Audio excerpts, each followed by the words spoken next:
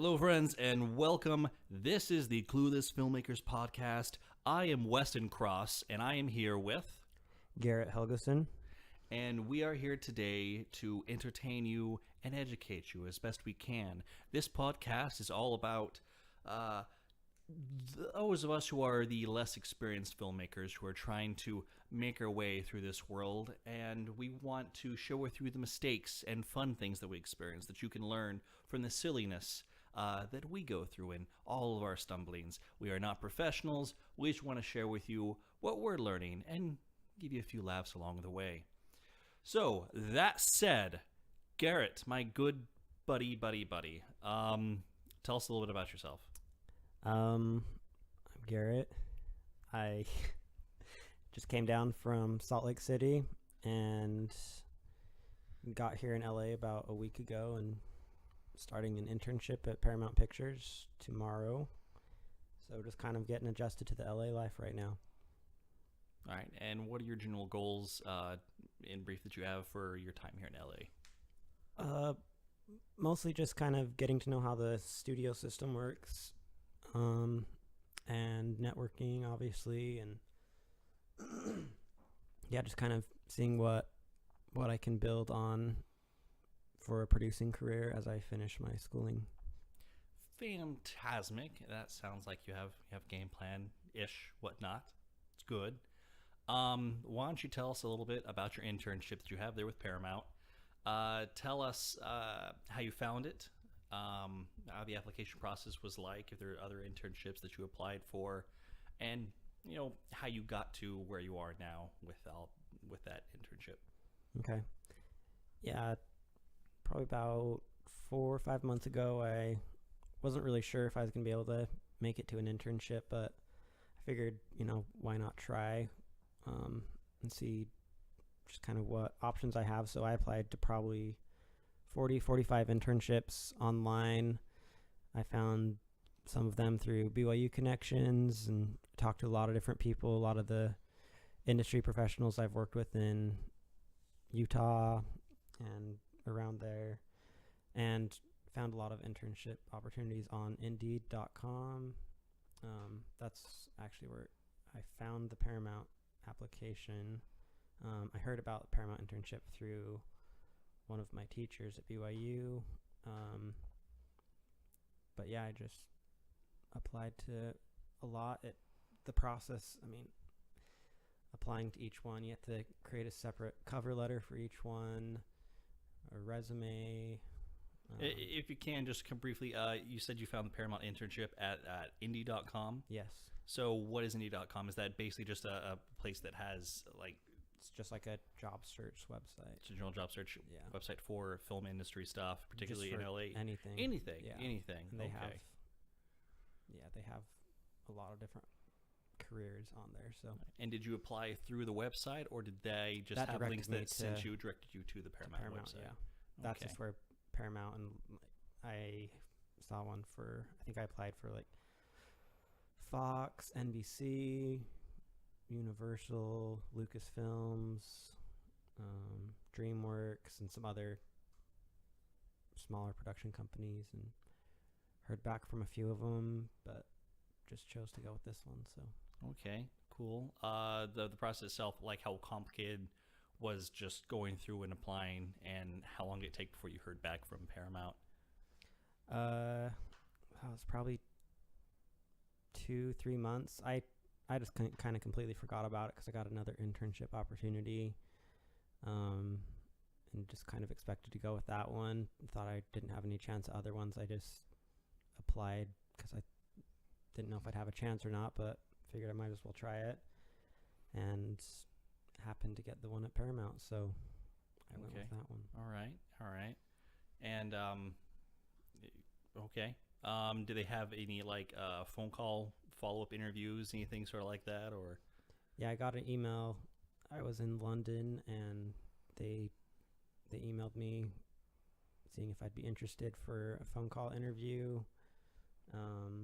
with the internship coordinator, and then with the specific department I'd be working in at Paramount. So I had about a 45-minute phone interview with both of them. That is a exceptionally long phone call. Yes, it was. And just trying to, hassle between the time zones, different continent. But yeah, it was good. Well, then let's move on to the next little bit. You've been in LA about a week now. Mhm. That's a very new experience for so many people who come out here doing internships. Yeah. What do you have any like quirks, interesting things you've been getting used to in such a different environment than you are accustomed to?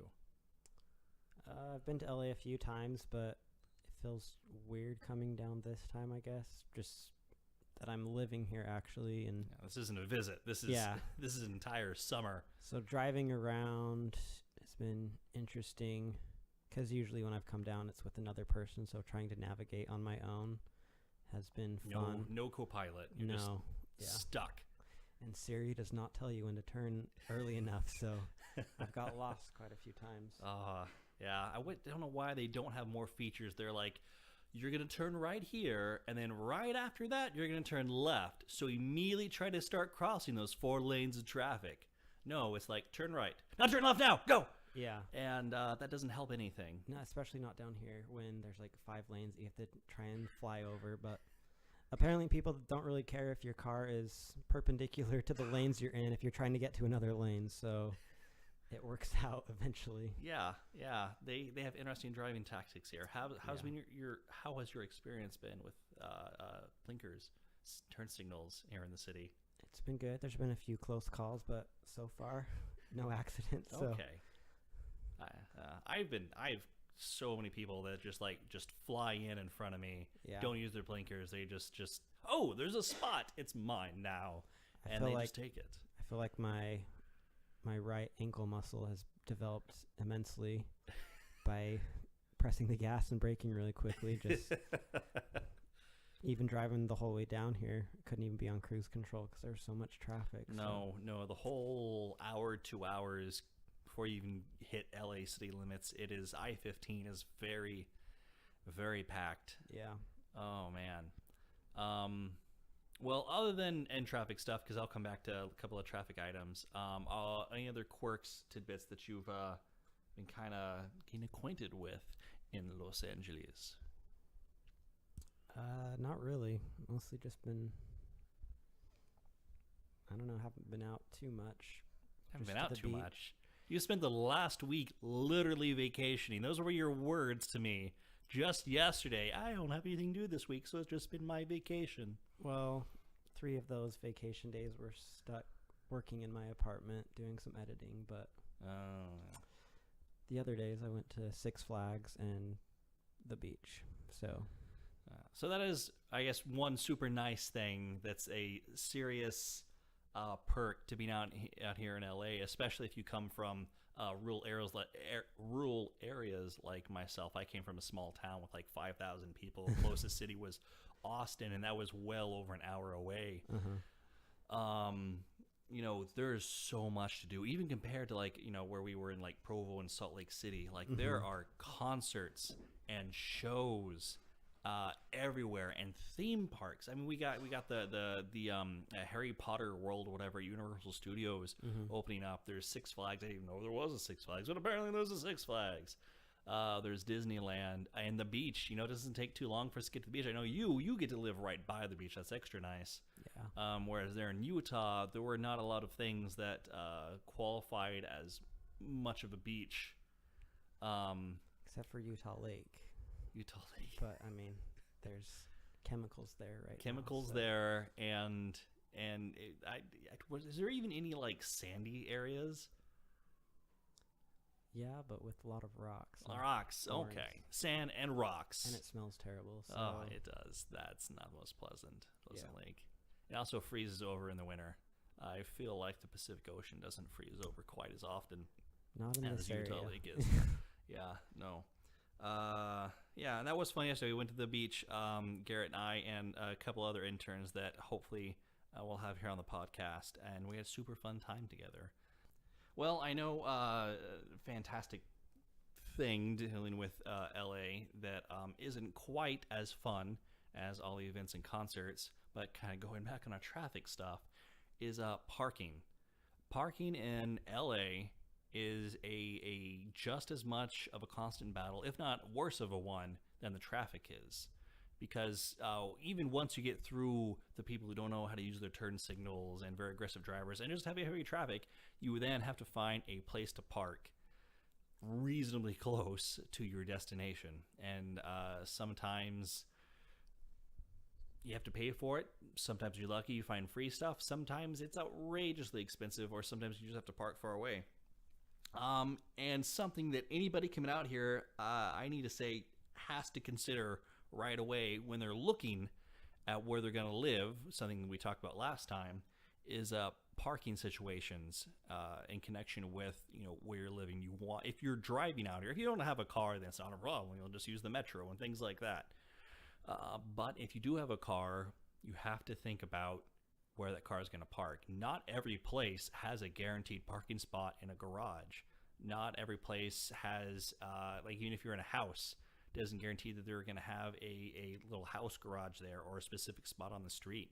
You may have to park around the block or any number of things. So when you're looking at homes, I'm going to right now say, please look at what the parking situation is like. Talk to the landlord, someone who's living there, anybody, what the situation is like for parking. Garrett, you have a fantastic opportunity to talk about your parking situation. Would you care to share? At my apartment? At your apartment. Yeah, so I signed a lease saying that we'd have 3 parking spots. Get there, and they made us sign a new lease because apparently they don't have another spot available. So we have 2 spots to share between 3 roommates, and the only parking spots we have are tandem spots. So one car has to park behind the other, and so every time... So that means, because I was there, just to further explain that means that you can kind of have like 3 spots that are lined up in a kind of not a straight line. So there's one car in the center that is essentially blocked in, right? There could actually be 4. Could actually be 4. Yeah. Okay. So you have 2 cars. 2 cars in each spot. Sandwiched behind 2 other cars. Yeah. In a line. So every time someone needs to get out, the car behind them needs to move, or else they're stuck there. So that's fun.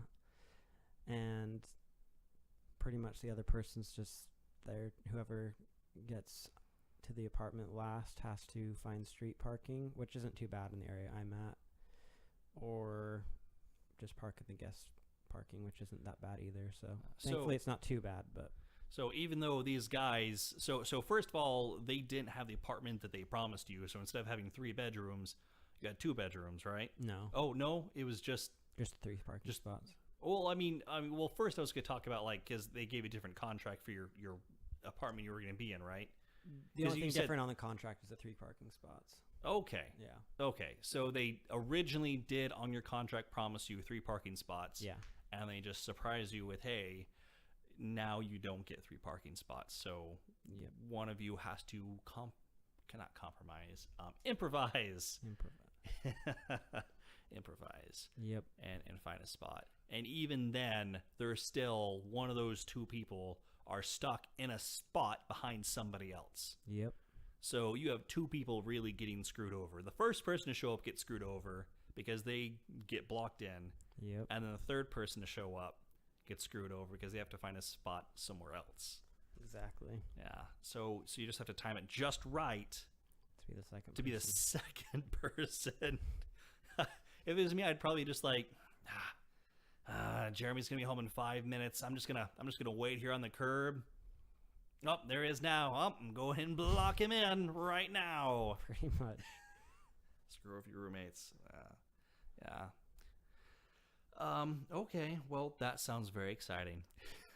Situation here, where Jared and I live and where we are recording is there is street parking in the area that is free, but it's very limited and very hard to find. In fact, I very seldom see those spots anywhere available. Actually, when Garrett came here to record, him and I had a fantastic adventure, didn't we, Garrett? Trying to find you a free parking spot. So yeah, we wound up having to go like a half mile away in a mall parking garage, and that'll be paid for to a certain extent. But as far as Jared and I, who can't really do that, we couldn't. There's no way we can regularly find those free street parking spots. Paying for the meters would be outrageous and also very inconsistent. So what we pretty much had to do, since both of us have cars, there is a parking garage on the other side of our block that is $144 a month. And it is consistent, definite, guaranteed parking spaces for us. That is relatively secure. Like, it is covered. There are people kind of watching the place. It's not, super security anything. But it is nice. But that is something that when we went into this, we weren't necessarily expecting to have to pay. Because we didn't talk to the girl who, this is her apartment. We didn't talk to her enough about the parking situation beforehand. We should have. So again, find out everything about parking and how hard it is to get free street parking if you're going to have to pay to park in some garage, something like that. Because you will need a budget for that. This parking garage is fantastic. It sucks to have to pay so much money, but it's a great thing. But it eats into your savings if you're out here working an unpaid internship. Those are generally our topics for today. I thank you very much, Garrett, for all things you've had to say. As always, as we will have on all of our Clueless Filmmakers podcasts, we're going to end our show sharing awkward moments from our lives. Garrett, would you like to start and share with us an awkward moment? Of course. So, about a month ago, I was at the X-Men Apocalypse premiere, and we're sitting there, and it's in London, so it's raining and just kind of a miserable weather. We're sitting there waiting for them to kind of get things started, and the MC there's trying to pump up the crowd, and no one's dancing or doing anything, so just because it's raining and miserable. So it's London. Yeah. That's London weather, raining and miserable. Not for the most, well, yeah, kind of, but Just at least it was for that day. So yeah. So anyways, I just decide to start jumping up and down, almost break my umbrella as I'm dancing. So I catch the MC's attention.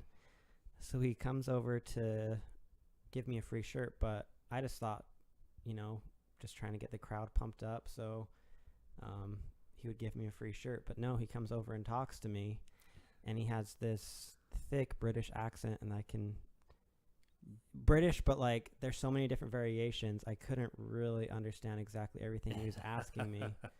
So English, but not really. Yeah. Not your English. And I hate being the center of attention as well. Oh. So I thought, just dancing, he gave me a free shirt, would be good, But no, he came and talked to me. And so he asked me my name, and he thought my name was Karen at first, which Karen. I've never gotten that one before. Apparently, I can't enunciate my name. Garrett, that's pretty close. Yeah. You have an A as a second And an E, letter, yeah. and then A and yeah. But so he keeps asking me these questions. He's like, so Karen, what are you doing here? I said, and I was just nervous at this point because he got my name wrong, and I didn't want to talk to all these people on the red carpet. It was actually blue, but the carpet area. And he's like, so Garrett, where are you from? I said, Utah. He's like, oh, is that the States? I was like, yeah, cool. And so what are you doing here? And I was about to say I was on a film study abroad, but instead I just yell out film. And and I was just nervous or couldn't exactly understand what he's saying. He's like, cool. So and then after he says cool, I said studies. Because it just came out, and so I'm just over these microphones. I'm like, I'm such an idiot. What am I doing here? Everyone's looking at me. You're just yelling out one-word answers. Yeah. Utah. Film. So it was just super embarrassing. This and then is great. He keeps asking me questions, asking if I'm like an X-Men fan, and I hadn't even seen the X-Men movie before this one came out. Seen Days of Future Past. So You haven't seen the greatest individual movie in the X-Men franchise before coming to their newest release. Okay. exactly, yeah. So I really wanted to, but then after watching it later, I realized that I had seen it, but I just forgot about it. Oh, okay. And That's good. so he starts asking me questions, and then I'm really starting to freak out because it's like, crap, I don't know anything about the other movie. And he's like, so you're a big X-Men fan? And I just say, yeah. And then he asked me probably like 5 other questions, and I just say, yeah, because I have no idea what he's saying. So we're continuing the theme of one-word answers. Yeah, and pretty much just like that. He just keeps asking me question after question, and it's like, yeah. And at this point, I'm just kind of like screaming into the microphone because I have no idea what he's saying. And he's like, cool, do you want a shirt? I'm like, yeah. And then I hand him the microphone. I'm like, I'm done. I just want this shirt, and I want to get out of here. But then we saw Jennifer Lawrence and everyone else, and it was great. But yeah, it was very humiliating to be in a foreign country with everyone from Europe just kind of like, who are these Americans, these weirdos? So that is my awkward story. Oh, that's funny. Oh, that's very funny. Thank you. That's very awkward. Oh, well, for my awkward story for today, I want to share the tale of my first kiss ever. And I'm going to abbreviate it for this podcast and going to remove some names just in case people actually listen to this. So my first kiss came when I was 16 or something. I don't know. I was a sophomore in high school, and I was in band and marching band. And weird enough, marching band was like the cool kids club in my high school. And of course, we had games, football games that we went and played out every Friday night. And there was this girl who, I don't know how it started, but her and I started this sort of weird Friday night flirty time thing. So whenever we had games, especially out of town away games where we like would ride on a bus for a few hours to some other small town and ride back late at night for another few hours, we would get all flirty, sit together and talk and cuddle occasionally as things went on. It was nothing super serious. It was weird. I was awkward. I'm still incredibly awkward, but I was way more of an awkward little teenager at that time. But it finally, everything elevated enough so that there's this one Friday night, we're driving back, and we're cuddling like super close. It's like 10 o'clock at night or something, and everybody else on the bus is asleep. And as we're cuddling, our faces are really close, and I'm thinking in my head, I've never kissed a girl before. Like, is this the time to do it? Like, how do I do this? I feel like this is it. But what do I do? So I summoned like all of the manliest, most romantic instincts I had within me. And I got extra close to her face, and I just kind of whispered, "Hey, can I steal a kiss from you?" That's Shakespeare right there, by the way. That was a direct Shakespeare quote. I think it was in Hamlet too. Anyway, so she responds like, "Yeah." Just easy as that. And then she came in, and then I went in too, and then we kissed.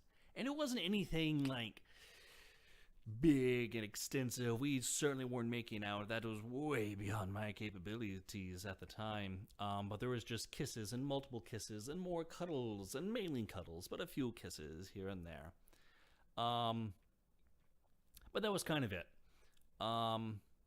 We got to the school afterwards after kissing a little bit more, and that was kind of it. We went home.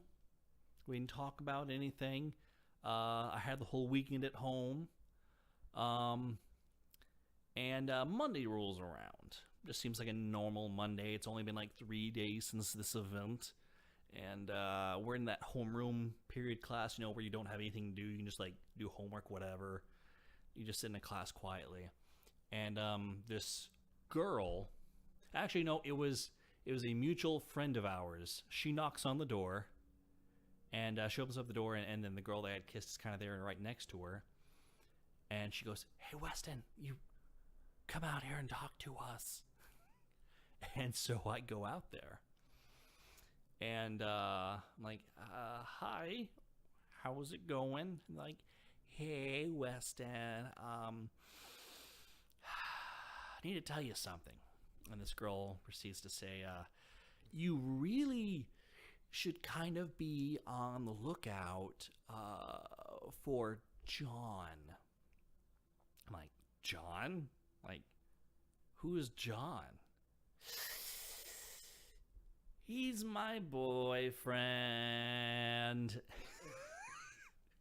My first kiss was with a girl who was not only cheating on her boyfriend, but I was led to believe eventually, when everything came out, that I was the third guy that she had cheated with on this specific boyfriend. Ouch. Yeah. So my little heart was crushed, and scarred, or it was more scarred than crushed, because like, what? Is this real life? Does this happen to people? So that was fun. That was my first kiss and the awkwardness thereof. Nice. Anyway, that's our awkward stories. Everybody who's listened to this is our second episode. We certainly hope that you have listened all the way through and greatly appreciate you as our audience. We love you very much. Thank you so much for listening to the Clueless Filmmakers podcast. Thank you and have a fantastic day.